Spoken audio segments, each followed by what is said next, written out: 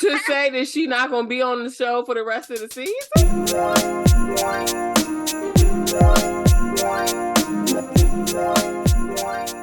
Hello, friends. We're back. We're Black and Curious. I'm Kendrin. What up, what up? It is Phaedra. How you doing? And we're back. If you've never been here before, we do a cross-section of pop culture in real life. And today... we down to the It streets is of the Married show. to Medicine. It is the show that warms my heart every single time, like jumping up and down, laughing and cackling. Mm-hmm. My God, Married to Medicine. Thank you, Bravo. Thank you, because I was so sick and tired of these housewives, and they are bringing nothing to include you, Potomac. We just talked about that. A lot of people are saying that they should no longer have the 8 o'clock time slot because they're not giving the girls what needs to be given, like, or what needs to be gave. It's not giving. But down to Married to Medicine. Child, when that damn Phaedra Parks came in there dressed like the Black Widow. Wait, let's go a little bit in order. Okay, we're doing 2 episodes. I think it's 4 and 5. Child. Let's start with Dr. Alicia. Even though Dr. Alicia has given me absolutely 0% of nothing, but when she jumped on that table impersonating Sweet Tea, I scrimped. I hollered, and that thing was funny to me. I'm like, what? Because I wasn't paying, because she's new, so I'm not really paying attention. I'm like, what the hell? What's happening? Why is she up on this chair like that? Was it a chair or a table? She was funny to me. It was a table. It was the coffee table in the dining room when she was reenacting to her husband, and she was like, "Girl." The next thing I knew, she was on the piano, boop, right on the table. I was like, "Oh my god, oh my god!" But I watched the commentary with Heavenly and Carlos King on Monday nights. Okay. Girl, Heavenly be having me crying laughing. She is telling she's giving us Speak on It, but for Married to Medicine. And I am not mad. I have them saved, but I have not watched them yet. Speaking of Dr. So Heavenly, funny. I don't know why, but I love her and Jackie and Phaedra as a trio. The old lady gang. Oh my god. When they were sitting down, they go to Phaedra's house and they're sitting down, and Dr. Jackie is like talking to Phaedra and is like, do you think it was a good decision to have Quad, to invite Quad? No, do you now that you've seen how it played out, do you think it's a good decision? And Heavenly is in the background just cackling, and I was just like, this scene is so foolish, and I am here for it. Like, that Dr. Jackie is still trying to maintain her class in the company of these 2 clowns, girl, and trying to stay above the mess. Like, that is one thing I will say about Dr. Jackie. She will be sitting and present for the mudslinging, but she is not saying anything. She's just sitting there taking notes, preferably like this.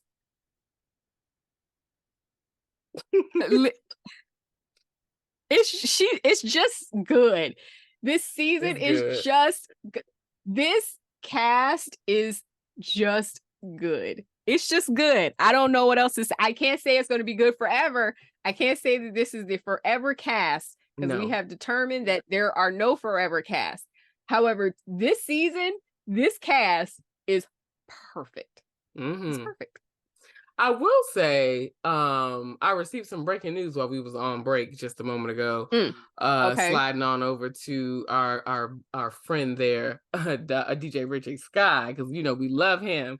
Okay. He we do. was telling us about how Quad allegedly might be leaving the show.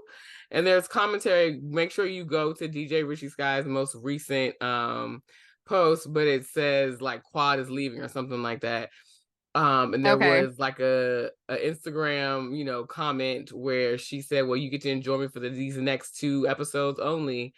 And like, as if to say, that's it. Like, she's leaving the show. And I'm just like, now, girl, I know y'all did not have this woman come back to play in the sand with Dr. G and his new wife, only for the sake of their storyline. The disrespect on so many levels. They had Quad come out of a closed casket. To say that she not gonna be on the show for the rest of the season? Now, girl, that don't make nobody sense. Was so foolish. Chaotic. Phaedra giving out the invitations as a funeral home fan. It was just dumb. It was just so stupid. It's like, I'm a girly. I'm a true Southern girly that grew up in a Black church. And when you grow up in a Black church, you know that the funeral homes are on the back of the fan. Mm-hmm. They're always on the back of the fan. So for Phaedra to distribute this invitation as a funeral home fan, it's just foolish and it's just good. And the fact that the funeral home is really called Willie Watkins Funeral Home. Wait, but didn't she take over the funeral home from actual Willie Watkins? Yeah, but I think she kept the name because it's like a staple in Douglasville. In that community. Good for her. I think that, I mean, she's an attorney. Like, I'm sure that's why she did it that way. Of course. Because years Phaedra is a lot of things. She's a liar, but she's not stupid. Not at all. Okay. Hold on. I'm going to Google it while you move on to the next thing. Also, when she was at the wedding, I know we're jumping around a little bit, but when she was at the wedding. Yeah, Willie Watkins. That is Willie Watkins. Shit. When she was talking about the wedding program, it was like, this is how I do my funeral programs. I was just like, what? Now, girl. But they say, weddings and funerals. Weddings and funerals. Okay. Speaking of the wedding, I did not realize that Dr. G is 5 years older than Sweet Tea's mom. Her parents, period. He older than both mama and daddy. I didn't catch the dad part. I caught mom for sure. So I didn't know if dad was a little older. I'm also watching Dr. Heavenly's after show. Okay. And she basically alleged that he's older than both of her parents. Okay. I had not watched Dr. Heavenly's show. I'm just taking it from what Sweet Tea said about her mom in particular. I was just like, this is weird. And this whole mess down to the actual wedding itself, and you scratch out Heavenly the day of, so she get there and you're gonna have her standing outside looking goofy. Some background speak on it, T, by way of Dr. Heavenly, is that Phaedra too was also scratched off the list at the last minute. I heard about this. And she was like, well, if I'm not coming in, then neither is the pastor, and we won't have no wedding today. I know that's right, Phaedra. Yeah. That's what I heard, that Phaedra, exactly that Phaedra was like, well, the pastor came with me, so. If I leave, the pastor's leaving with me. And I love Phaedra's dress. God, her gown was beautiful. It was beautiful. Them damn wrinkled ass drapes in her wedding. There is no way.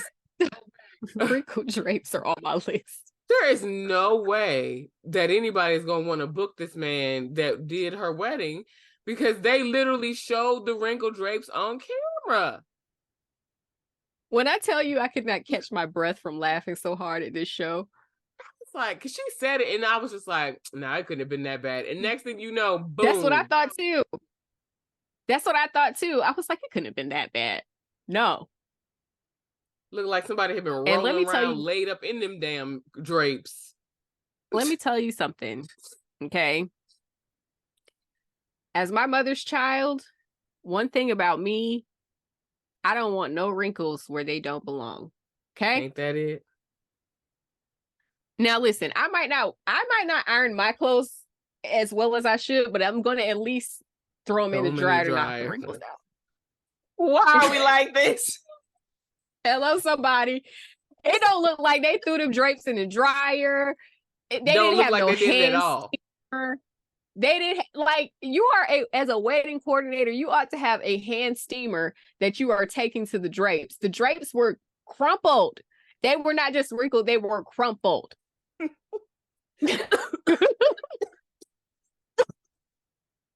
You know what it looked like? You know what the drapes look like? Like somebody, one of the kids had balled them up. No, let me tell you what they really look like. Because at the top, it looked fine. But it looked like they had just come from another event where they were tied in the middle. You know, so they had a bow. They had a bow the last time. So they just came and shook them out. And didn't bother to go back and double check. Baby, they was wrinkled. They were wrinkled and they were crumpled, and Phaedra was right. You know what? I feel like the name of this episode is gonna be Crumpled Wedding Drapes. Listen, let me tell you something. Phaedra was right about that. Those drapes, the wedding drapes, were wrinkled. Okay. A mess. Period. Okay. Ain't no way. What else? How empty was the damn? You quit taking people off the list, but won't nobody there. Nobody there. It wasn't nobody there. And my thing is, Bravo, y'all was shady as hell. Y'all had to show them damn empty chairs like that. Yeah. They did not have to do that. Y'all, I'm so sorry. All this coughing, my voice is going. But yes. I will say I agree with Quad, and I think I said this on our first Married to Medicine review. As far as the loyalty was concerned, it felt off to me too, because it was like y'all are cackling with this new lady, and y'all ain't even came over here and said nothing to me. Now, from what they're saying, especially Dr. Jackie, like Quad isn't always that easy to get in touch with, and she doesn't really reach out, so they don't really reach out to her. So it's like okay. So there's like a never-ending cycle of not reaching out. However, I would expect a phone call or at least a text message if you're going to be over there cackling with my ex-husband's new wife or fiance at that time. Down to the after show with Carlos King and Dr. Heavenly. Okay. Heavenly basically said that Quad is not their friend. Period. Point blank. I believe Quad comes around kind of like Melody does when it's time to film, and then when we ain't filming, there's not two words to be had. Whereas with the other ladies, they may not be hanging out and rocking and rolling with each other on a regular basis, but they're in enough communication with one another to have an established friend group, despite, you know, whatever squabbles they may have. Dr. Heavenly was just kind of like, she has these expectations for us to be a certain way, but you don't return phone calls. You don't reach out to check in and see how anybody's doing. You don't do any of the things that will speak to you being a friend to us. So why have these expectations of us to be a friend to you? And that's fair. And when she said that, I was just like, well, all right then. I mean, you can't be mad at that. Like, you got expectations that you shouldn't have. It sounds like it. I mean, I agree with that to a certain extent, but also I still think if these are your castmates and all of a sudden these are your castmates and even faux friends, I don't know. If I showed up in Sweet Tea, if I'm in that situation and Sweet Tea is there, I'm like, girl, your ex-husband's new fiance is here. So just a heads up, we filming with her or something. I mean, I don't know. But the girls is just kind of like, no, she would, like Heavenly said that she is more likely to be out with the housewives girls and perusing into Nigeria with the Nigerian men. This is what Heavenly said. And she was like, that's what she would rather be. That's what she's doing. And, you know, ain't no shade to her or to us, but like, it's just not, the emotions are mismatched for the actions that are happening. That's my wording of it, but basically, you know, summing up what she said. So to that end, I think it makes sense for her to now be getting off of the show, because if she's not in real relationship with these people, that ain't no point. You know. But I will say, I found it to be interesting what happened, what we saw transpire when she popped out the casket and proceeded to like come at everybody. Heavenly said that scene was so much longer and that there were a whole bunch of things that we missed. Of course it was. We've watched Quad be long-winded. Went in on Sweet Tea and they did not show that, which is I'm upset about it. She said that she read her for Phil's because of her trying to disinvite her on the day of the function. Oh, fair. Well, I think it makes sense that they would cut that because they didn't show Phaedra not being invited. So, like, as far as we know, when we got to the wedding, Phaedra was seated. So, right. why would they show the background of her in the disinvite if we saw her seated? Like, we didn't know there was a disinvite to be had. But yes, you're right. And then she also said the further background that Phaedra was disappointed, which she basically showed us that I wish that Quiet had have come in and tried to mend fences, basically what she was saying in her confessionals. She did, and she said she was disappointed in her. Yeah, she was disappointed in how she came across, because it was more like Quad came in you want it with Quad, you gonna have it with Quad, what absolutely. it is, as opposed to this is how I feel about things that have happened, and I'm here to hear how you feel, and then we can move forward. It was not that at all. It was very, very defensive. And so because of that, Phaedra was super disappointed. So maybe we'll get to see more of that this coming Sunday's episode, the conversation that the two of them have after the fact. But then it's well, what would be the point if she only gonna be there for another 2 episodes? Yeah. The whole funeral scene was just so funny to me because first of all, I couldn't have gotten into that casket ever in life. No way. I am never in my flesh going to see the inside of a casket. Listen, the only time I'm going to see the inside of a casket ain't gonna be no spirit on the inside. Okay. I'm not getting in your spirit casket. Is gonna be on the outside. All right, well, it's gonna be on the outside. It might be dwelling amongst you, honey, but it's not going to be in no casket. I want you to know that. Okay. I am not getting in a casket. So that's first and foremost. Absolutely. Absolutely not. That whole scene was just so funny because even when Heavenly was talking, Jackie was fanning her. Did you see that? Girl, because that Heavenly was getting ready to knock homegirl out when she got up. I lost it. Is you about ready to go to fisticuffs with somebody your mama's age? Y'all different. Completely lost it. Also, the organ. No. Also, the organ that was playing while Quad was talking. The dramatics were unmatched. 2 dramatic people together and tomfoolery. It was good. And then for them to sit down for a repass. What is we repassing? A repass. Child. That whole thing was so foolish and so good to me. One thing about it, I love a foolish good time. Y'all are fools. I love this. The last thing I had to say is that Toya, it's time for Toya to go.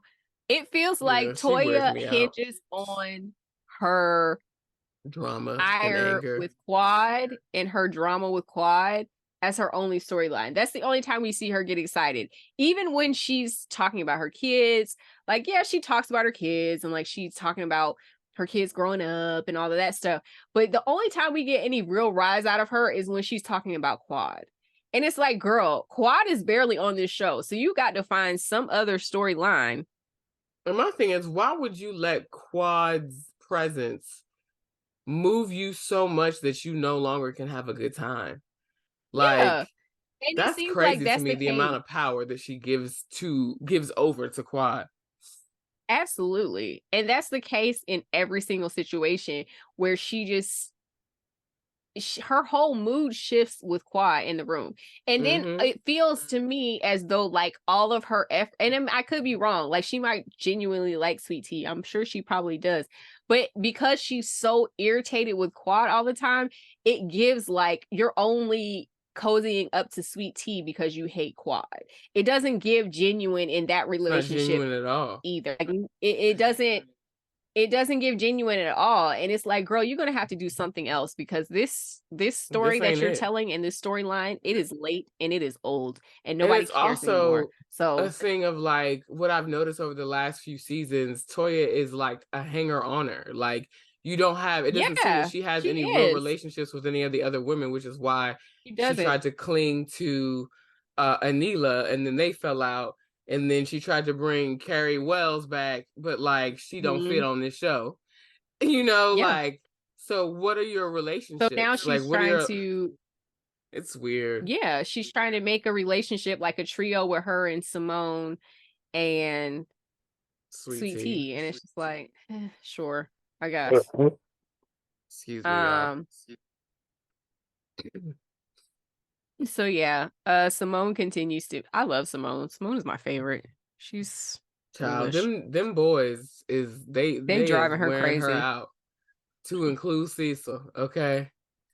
They all Every just as every mushy and single bit of soft, testosterone, and she is over them. And I'm not all the saying that in a testosterone in her house. negative. Yeah, I'm not saying that as like it's a negative thing or any of the sort, but I think that I she is am. just exhausted with having to be put forth the more masculine energy. But to Dr. Heavenly's point, again, with her after show, she kind of alluded to the fact that Simone is the breadwinner, which would make a lot of sense as to why she asserts herself so much in the way that she does, the way that she comes across. She's a doctor, and I think Cecil probably at his peak probably made good money. Okay, yeah, he's okay with the idea that kids just stay at home, and I think that's a different cultural sort of thing. Like, especially between, I think that's the difference between women and men too, because like for us, like for women especially, it's like, girl, y'all not getting ready to be controlling me forever. Like, y'all really want to be hard on me, whereas a lot of times the boys get away with more, so they're fine with staying home until, you know what I mean?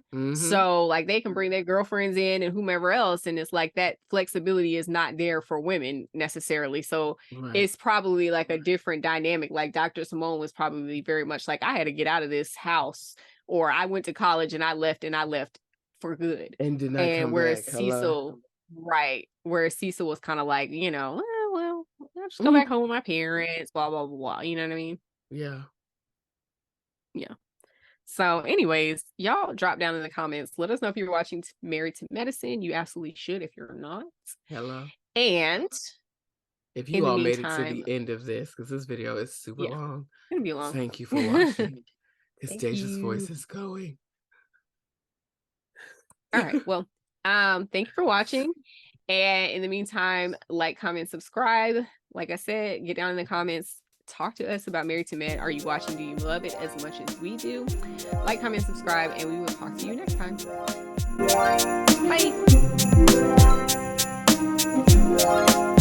Bye.